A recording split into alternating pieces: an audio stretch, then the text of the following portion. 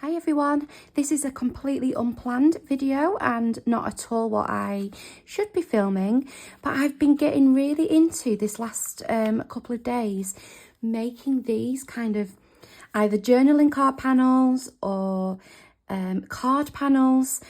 So I've done this one and this one with the lady on, and this one I actually stuck onto a card base.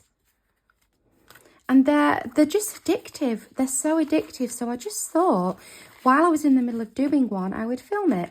These are the die. So I'm using this die here.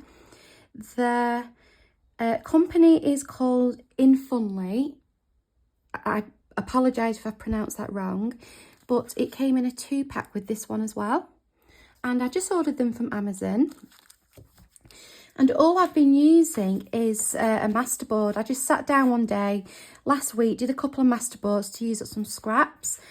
And this has been the result. And I just think the difference from this to what we can get as the end result once you've die cut it, it's just so nice. And honestly, I've got completely addicted to these. So I'm going to do another one. Here are some of the masterboards that I have been cutting up. So I've used these two here to make 1, 2, 3, and then the one I'm going to do. So this is the one that I'm in the middle of. I've cut it out of the die. So I just ran this through my die cutting machine, cut from a masterboard. I then cut some stronger card to go behind. Let's just take all these bits off so I can move it. Then I put foam tape all around the outside, all around the back of the hexagon, and stuck it onto another piece of card. And all I'm going to do now is inlay the bits back into the card. And what's going to happen is, because I've double backed, or actually I triple backed the frame, then put foam tape on, this bit's lifted up and the other bits, the bits we're putting in, will be further down, and then we get this kind of really nice effect. So we just need a bit of glue. We don't need much, and we just stick down, pop everything back into place. And I love the effect that it gives. What I've been doing as well is getting one of these little things and just making sure everything's pushed down.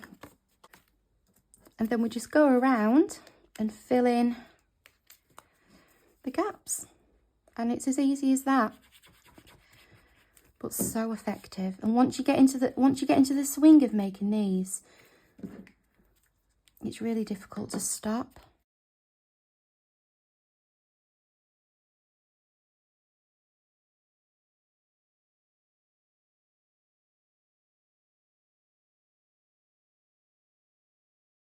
So I've heard this referred to as paper piecing.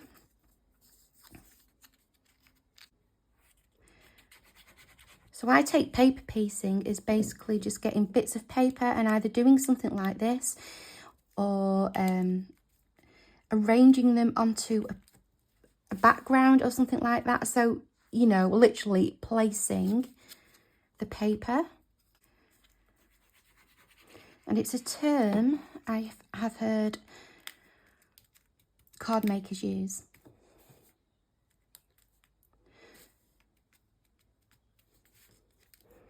And you can see, can't you, now, as we've started to get the bits together, you get these raised bits.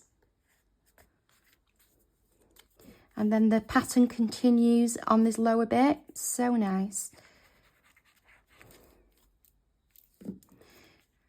And once you've got all your stuff together, it's also very quick to do.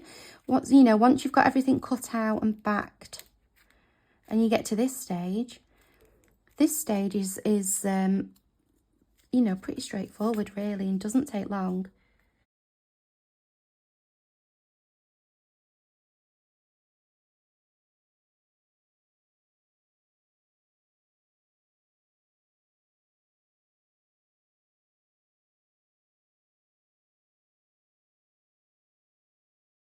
I think it works really well if you've got kind of something you can use as a focal point on your masterboard. So for example, I had a flower on one of them. I also had this lady on one of them. And I think that's a really nice way to go about it, is to try and get your focal point into your hexagon if you've got one on your masterboard. If you don't, like on this one, you could always put something in the middle there. I'm thinking, since I've put it on a card base, I would probably put a sentiment over here. But yeah, I think a really nice way to go about it is to use any focal point you've got on your masterboard and try and work around it that way. That's one option. But as I said, with that other one, I didn't. And it just makes a really nice background. And you can always add a focal point later. So lots of options that you can do. And look how quick this has come together. It's one of those things that you can make if you don't really know what to make, but you want to do a little bit of crafting. You know, those days when your mojo's a little bit low,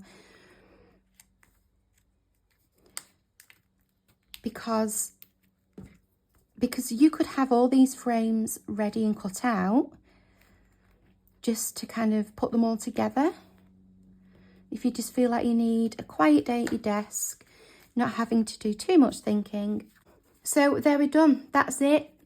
Really quick and easy, really easy to put all the frame together and everything, and really good use of masterboards as well. So like I said at the beginning, you can put these onto a card base, make a card out of them. You could use them as a journaling card in your journal. They're nice and strong, so you could even use them as a pocket in a journal if you wanted to. This one I think will look gorgeous as a card or a journal card. I might give it to my mum on a greetings card. I think she'd like that. And you could use them even as journal toppers. Obviously, I mean, you might want a smaller journal, but you know, it gives you the idea.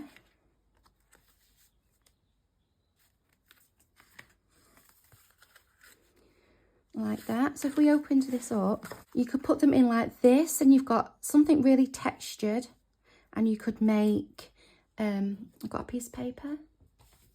Here's another one I've done, it's just drying. You could make that into a tuck.